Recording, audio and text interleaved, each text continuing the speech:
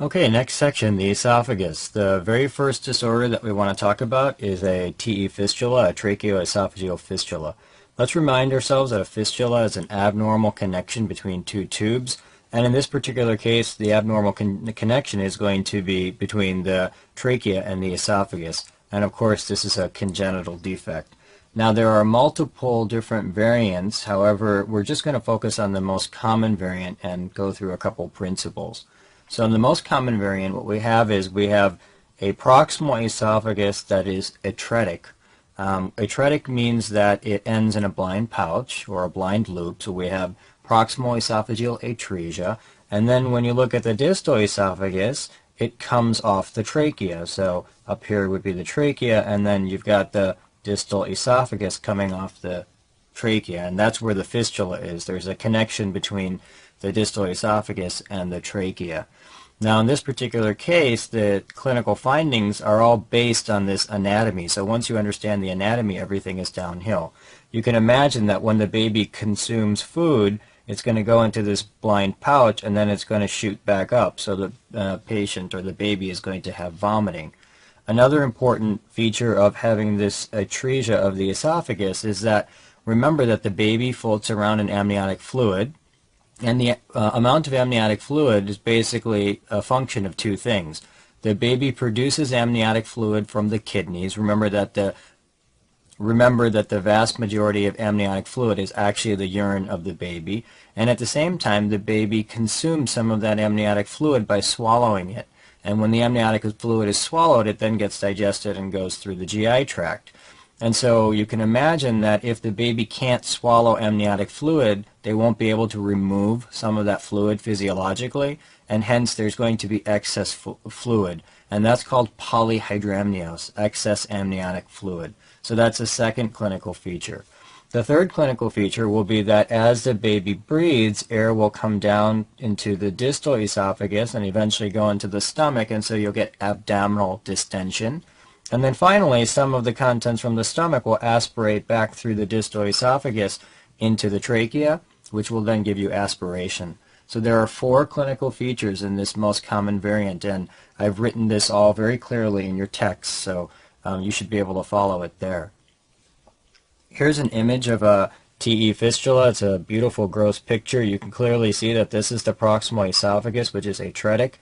This is the distal esophagus here, and it's plugging into the trachea. And so this is, again, the most common variant of a TE fistula.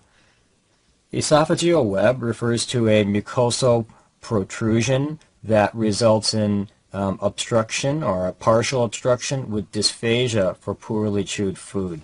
Let me just draw this out again just to remind you. Let's say that that's the lumen of the esophagus there.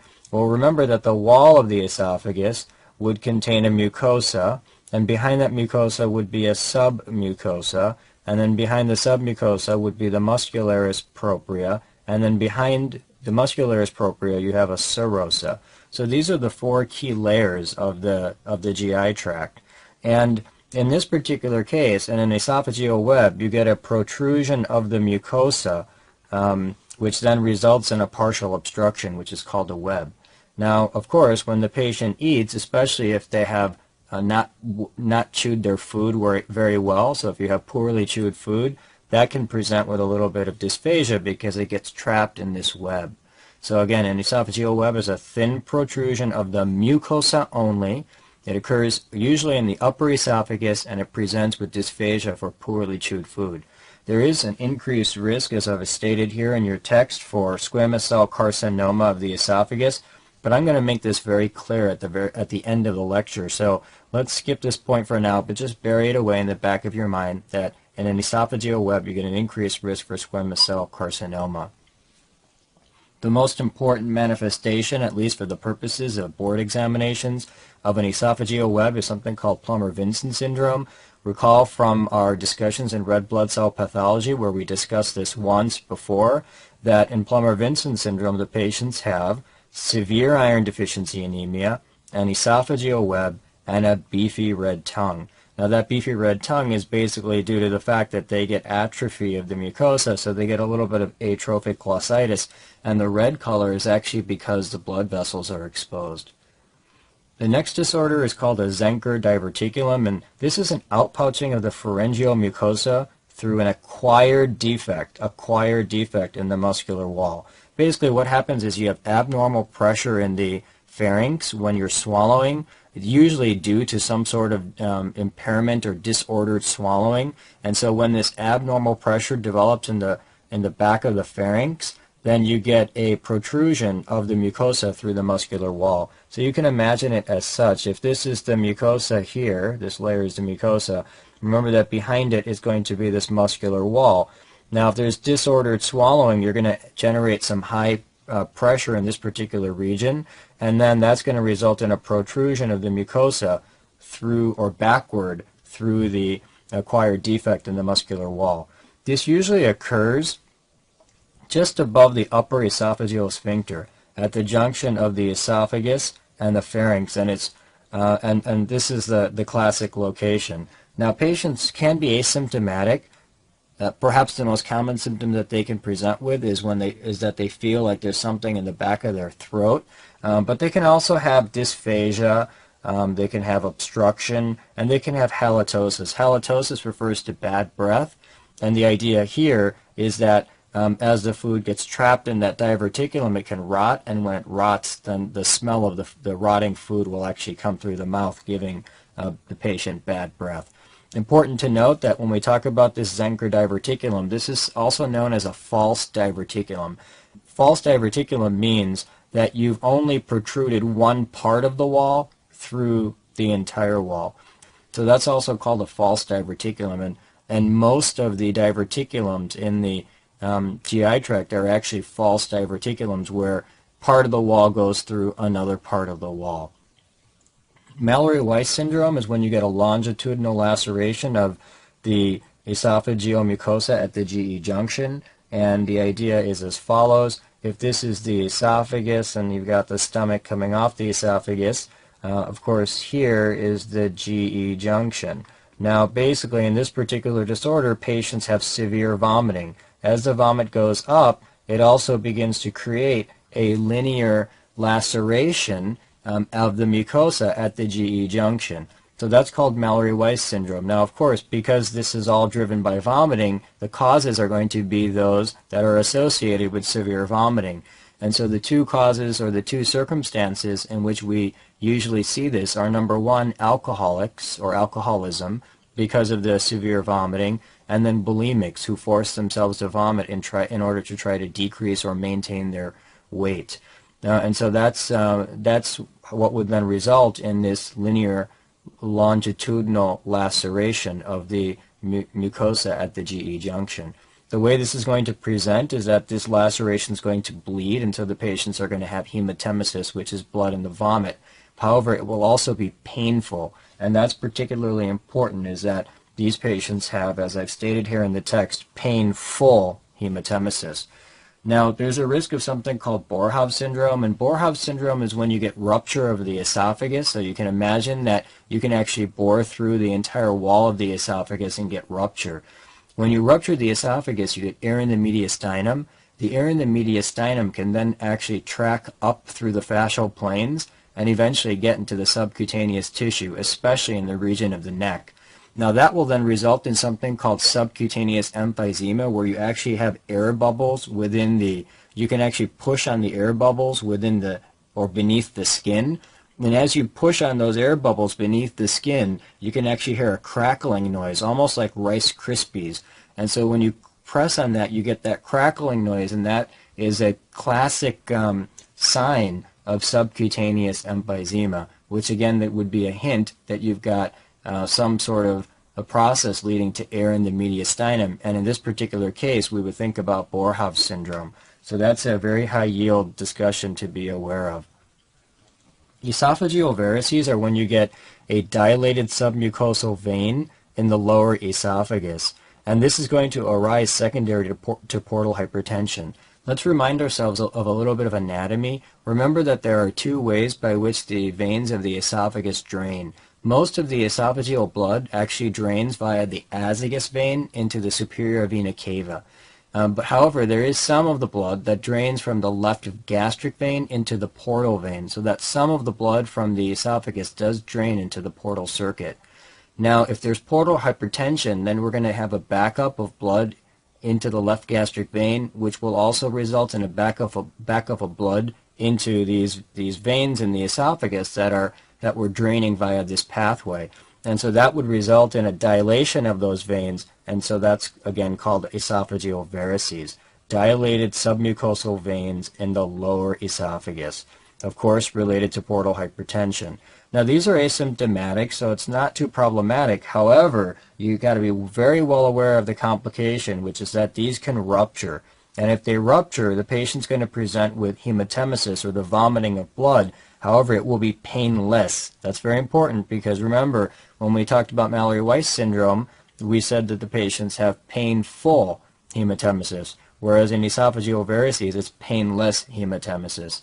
Now, this is very important to be aware of because it's the most common cause of death in cirrhosis. So patients who are cirrhotic obviously have portal hypertension, and the most common cause of death in those patients is rupture of an esophageal varice.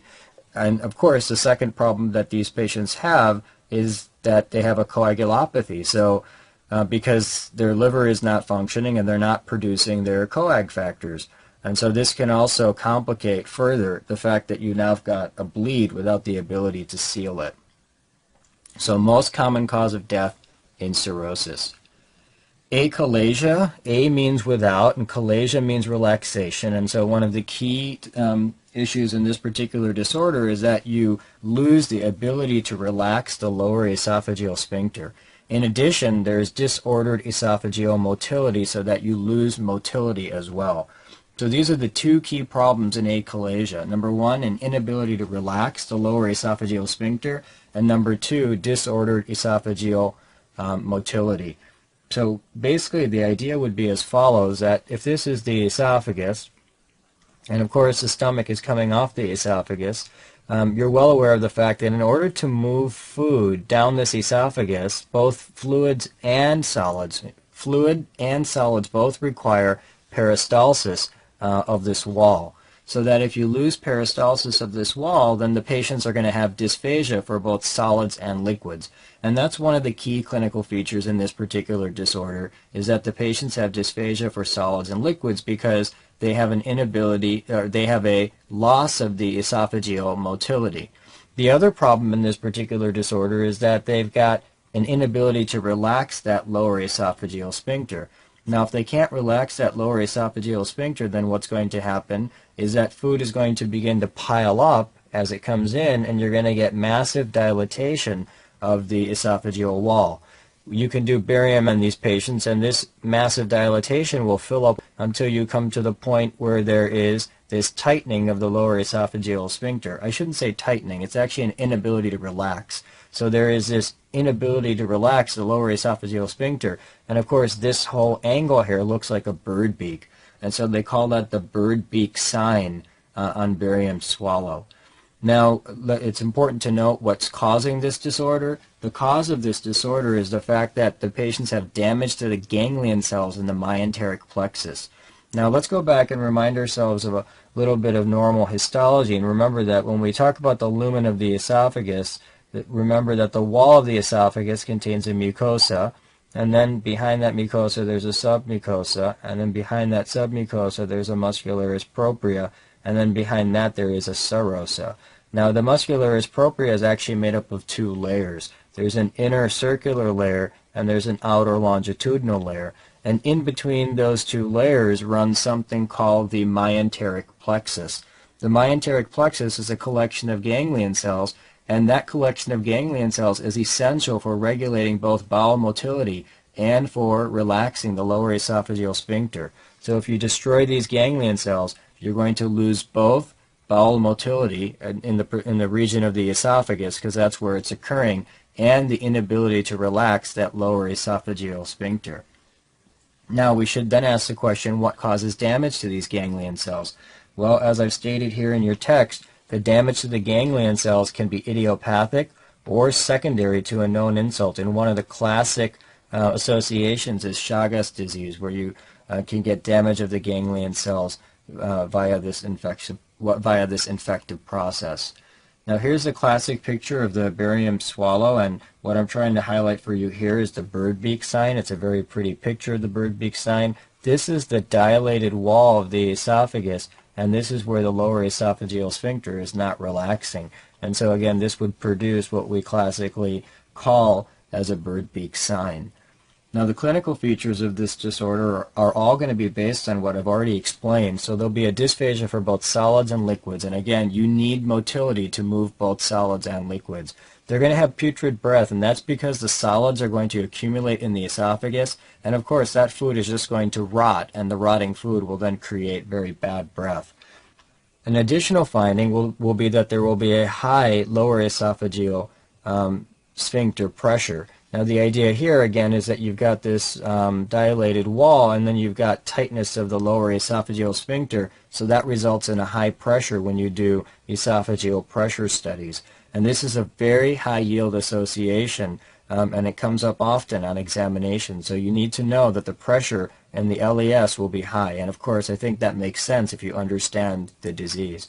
The bird beak sign I've already talked about. It's also important to note that there's an increased risk for esophageal squamous cell carcinoma, but again, I'm going to touch on that when we talk about cancer, and I'll make that principle very easy for you. The next disorder is called GERD, and GERD refers to gastroesophageal reflux disease. Now the idea here is as follows, that what's going to happen is that you've got the esophagus, and then you've got the stomach, and of course the stomach is coming off. This is the lower esophageal sphincter, and the lower esophageal sphincter in this particular disorder is not as tight as it should be. So there's a decrease in the tone of the lower esophageal sphincter. What then happens is that allows for acid and gastric contents to shoot up into the esophagus. When that acid and gastric contents shoot up into the esophagus, that then is going to change the stress on the cells of the lower esophagus, because now they're seeing acid instead of food, and when they see that acid, they then undergo a metaplasia to better deal with the stress. Now, so initially, remember that the cells that are lining the esophagus are non-keratinizing squamous epithelium. That's the normal lining of the esophagus, non-keratinizing squamous epithelium. But what's going to happen in response to this change in stress is that you're going to get a change in the cell type. The change in the cell type then becomes non-ciliated columnar cells with goblet cells, and that is then, of course, a metaplasia. Now let's go back and just review what we have here in your text. So, of course, we've already talked about the fact that you get reflux of acid from the stomach due to reduced lower esophageal tone. The risk factors are interesting. Alcohol, tobacco, obesity, a fat-rich diet, caffeine, all of these are risk factors. One that we should particularly emphasize is something called a hiatal hernia. So let's take a minute to just explain what the hiatal hernia is. Now basically, again, you should remember your normal anatomy, and that is that the esophagus is that plugging into the stomach, correct?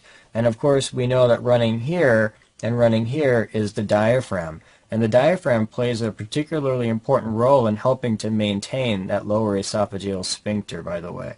Now what can happen is that you can get a diaphragmatic hernia in which the stomach can actually herniate up into the thorax.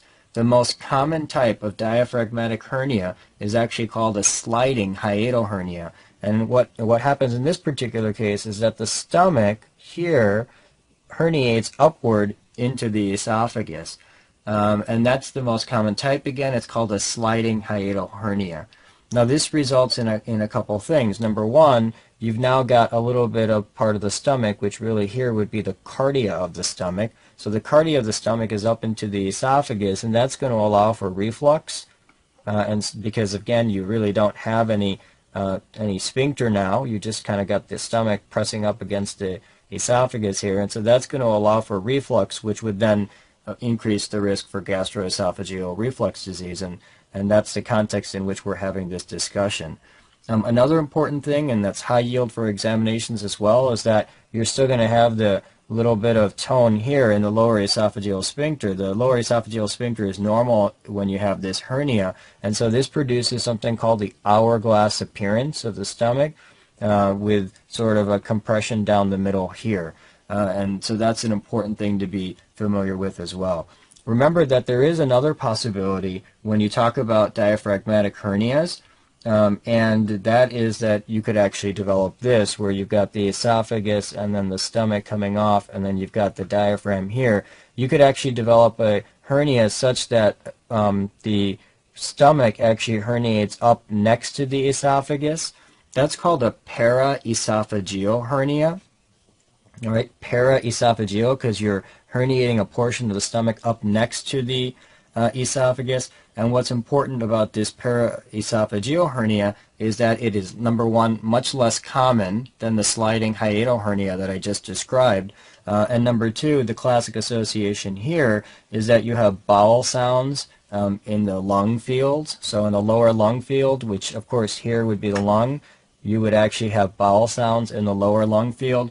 And another important consequence of having this type of hernia is that this hernia, as it's present congenitally, will result in less space for the lung to develop, and so these patients can also have lung hypoplasia. Now, I'm making a little bit of a diversion here. In this particular paraesophageal hernia, you wouldn't necessarily have GERD, but I just want to talk about this for completeness sake because it does show up on examinations. Anyway, let's go back to GERD and just quickly review. So what are we saying here? We say that there's reflux of acid from the stomach due to reduced lower esophageal tone. I've told you about the risk factors, and we talked about the hiatal hernia, in which the cardia of the stomach sort of balloons up into the esophagus, as I've already explained. Now, the clinical features are all based on the fact that you're shooting acid into the esophagus. So the patients get heartburn, which mimics cardiac chest pain. And so anytime when a patient comes in with quote-unquote cardiac chest pain, you do want to think about heartburn in the back of your mind as a possibility for that chest pain. They also present with asthma and cough. Now, what's interesting about this asthma is that it is adult onset asthma. This isn't asthma that the patient has as a child, but instead what happens is they get new onset asthma as an adult. And so when you have adult onset asthma, you really want to think about gastroesophageal reflux disease. And the idea here, if this is the stomach and the esophagus coming up, as you get shooting of acid up into the esophagus, you can irritate the airway as well. And that can result in asthma and cough. The acid can also reach the level of the teeth, which would then cause damage to the enamel of the teeth. So that's a clinical feature. Now, some of the consequences of having all this acid shooting up into the lower esophagus is that, number one, you can get ulceration with stricture. Again, the idea being that if you've got the esophagus here and then the stomach coming off and you're shooting up acid, you can damage the mucosa so that it ulcerates. And then when you ulcerate the mucosa, remember that an ulceration is a complete knockout of the mucosa. So that if you've got mucosa and submucosa, when you get an ulceration, you actually are taking a divot out of the mucosa along with a little piece of submucosa. If you knock out the mucosa, you're knocking out the stem cells, and the way by which ulcers are going to heal then is fibrosis. So you can actually get fibrosis of this lower region here, and that can result in a stricture. And a stricture, again, is going to result in a loss of the lumen, or at least a narrowing of the lumen of the lower esophagus. So that's one complication, and that is that you can get ulceration with stricture. A second complication, and a very high-yield complication, again, is that when you have all of this acid shooting up, you're going to get the metaplasia that I've already described, and that's called Barrett's esophagus. This is a very high-yield point to be aware of. Here's a picture of Barrett's esophagus. I place it here because it's a very common picture to show up on exams. Here is the non-keratinizing squamous epithelium that normally lines the esophagus. And we've got acid shooting up and then hitting this particular portion of the lower esophagus. This entire slide should represent a normal esophagus. And you can see that the non-keratinizing squamous epithelium has ended abruptly. And all of a sudden, we now have these columnar cells. And let me remind you that when you think about the metaplasia here, you get a metaplasia to a non-ciliated columnar epithelium with goblet cells. You got to know that entire phrase. Non-ciliated columnar epithelium with goblet cells. That's very important. And so here is this non-ciliated columnar epithelium with these interspersed goblet cells. Now, of course, this is a response of the stem cells to the acidic stress, and we've talked about this in detail in our metaplasia discussions. Because it's a metaplasia, it can progress to dysplasia, and that dysplasia could progress to adenocarcinoma. So that takes us into a discussion of esophageal carcinoma. Let's remind ourselves that esophageal carcinoma can be divided into two types, adenocarcinoma or squamous cell carcinoma. So in the case of adenocarcinoma, the most important things to know are that it's going to be a malignant proliferation of glands.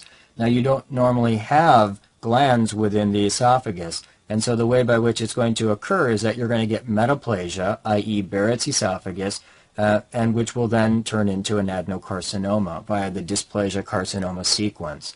Now, of course, the only way to get this, of course, is going to be the metaplasia. Therefore, it's going to occur in the lower one-third because that's exactly where the metaplasia occurs. Now, what I can tell you about adenocarcinoma is that it is the most common type of esophageal carcinoma in the West. So that's the summary of adenocarcinoma. Most common type of esophageal carcinoma in the West arises from Barrett's esophagus, lower one-third of the esophagus. So once you understand the basics about adenocarcinoma, let's quickly review what I say in the book. I say adenocarcinoma is a malignant proliferation of glands, most common type of esophageal carcinoma in the West, Barrett's esophagus, lower one-third. Now, the second type of esophageal carcinoma is squamous cell carcinoma. This is a malignant proliferation of squamous cells, and it is the most common esophageal cancer worldwide. Usually arises in the middle or upper third of the esophagus. Now, the risk factors are interesting, and there's a long list of risk factors that we can go through, but let me just summarize this for you in just one word: irritation. If you irritate the squamous mucosa, you are going to increase the risk for development of squamous cell carcinoma. So let's talk about some of these and see how they irritate the mucosa. Of course, alcohol and tobacco are irritants. We are well aware of the fact that they irritate epithelium, and so they will irritate the mucosa and result in an increased risk for squamous cell carcinoma. Very hot tea. Places in southern China and Iran where they tend to drink very hot tea, there's an increased risk of squamous cell carcinoma in those particular regions. You find a relatively high incidence of squamous cell carcinoma in that part of the world. Achalasia can also increase the risk. Now, how's achalasia going to result in irritation? Well, you're well aware of the fact that the problem in achalasia is two things. You have disordered esophageal motility and an inability to relax the lower esophageal sphincter, so that the patients get this classic bird beak appearance of their esophagus. Now imagine that basically the esophagus is full of food, correct? And remember that the food is going to start rotting, and when it rots, that's going to irritate the mucosa. So this rotting food in achalasia is going to increase the risk for squamous cell carcinoma of the esophagus. Esophageal webs can also do it. Of course, the same idea. An esophageal web is a protrusion of the mucosa, which then results in a blocking of food, particularly when it is poorly chewed. Now, of course, food is going to pile up along this web, and when food piles up along the web, it's going to rot, and when it rots, that then is going to irritate the mucosa. So there's going to be an increased risk of squamous cell carcinoma. And the last risk factor is esophageal injury. Any patient that has had severe esophageal injury, for example, lye ingestion. Lye is a chemical that can be used to straighten hair, and so this chemical could be taken, for example, by a child by accident, which would then injure the esophagus, increasing the risk for squamous cell carcinoma. Now, important about esophageal carcinoma, whether it be squamous or whether it be adenocarcinoma, it presents very late in the course. The patients get progressive dysphagia. What does progressive dysphagia mean? Progressive dysphagia means that the dysphagia starts as dysphagia for solids and eventually progresses to dysphagia for both solids and liquids. So here's a picture of the esophagus, and you can imagine that you're growing this tumor in the esophagus. So initially, the solids are going to have trouble passing that tumor, but eventually the tumor is going to become larger, and as it expands, that's going to then result in dysphagia for both solids and liquids. The patients will present with weight loss, which is a classic finding in cancer. There will be pain, and there could be hematemesis. Of course, as the cancer grows, it's going to expand and stretch the mucosa, which would result in bleeding and blood in the vomit, or hematemesis. Now, In the case of squamous cell carcinoma, we should additionally recognize that these patients can present with hoarse voice and cough. And the reason they can present with hoarse voice is because the tumor is up in the upper part of the esophagus, and that can result in invasion through the wall into the recurrent laryngeal nerve. And you can also get invasion through the wall into the trachea, which would then present with cough. When patients have esophageal carcinoma, the cancer will, as it grows and eventually picks up additional mutations, can eventually metastasize. And it's important to note there are different regions of lymph node spread based on which part of the esophagus we're in. So this gets back to a little bit of anatomy, and so examiners like to go after it because it's an anatomy tie-in. If the cancer arises in the upper one-third, it tends to spread to the cervical nodes. In the middle one-third, you'd expect it to spread to the mediastinal or tracheobronchial nodes. And if it's in the lower one-third, you'd expect it to spread to the celiac or the gastric nodes. And that's important to note again because it's an anatomy tie-in. So that concludes our discussion on esophagus, and our next section will be on the stomach.